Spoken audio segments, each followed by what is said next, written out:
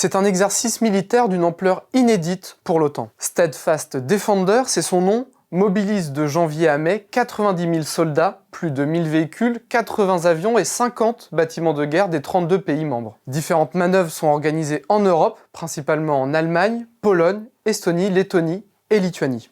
Le but est double, travailler l'interopérabilité des différentes forces armées et envoyer un signal stratégique fort à la Russie. Par exemple, des soldats français doivent pouvoir manœuvrer et combattre aux côtés de soldats roumains ou estoniens. En montrant ses forces, l'OTAN veut gagner la guerre avant la guerre, selon la formule du chef d'état-major des armées, le général Thierry Burkhardt. Selon des analystes, malgré la guerre en Ukraine, la Russie pourrait être capable de renouveler ses forces et d'attaquer un pays membre de l'OTAN dans quelques années seulement. L'un des points d'orgue de cet exercice, la traversée en Pologne de la Vistule, plus de 900 chars, transports de troupes et véhicules blindés ont traversé le fleuve en quelques jours à l'aide de ponts flottants motorisés.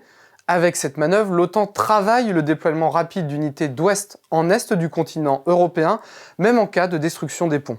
Pour la France, le défi logistique est de taille. Avant la traversée du fleuve, il a fallu d'abord acheminer tous les véhicules et le matériel jusqu'en Pologne, un périple de plus de 1000 km. Plus au nord, en Norvège, 20 000 soldats s'entraînent au combat en milieu grand froid. Avec l'intégration officielle de la Suède dans l'alliance défensive, ce sont 1300 km de frontières supplémentaires à protéger en cas d'agression. Des chasseurs alpins français, aux côtés des alpini italiens, ont joué le rôle d'une force ennemie face aux Norvégiens et Allemands. L'exercice n'a pas débuté à l'heure prévue, la faute à un retard des Norvégiens pour livrer vivres et carburant. A l'inverse, la Finlande, entrée dans l'OTAN l'année dernière, a mis à disposition des tentes et près de 70 véhicules chenillés sans difficulté, des points négatifs et positifs qui seront analysés par l'OTAN.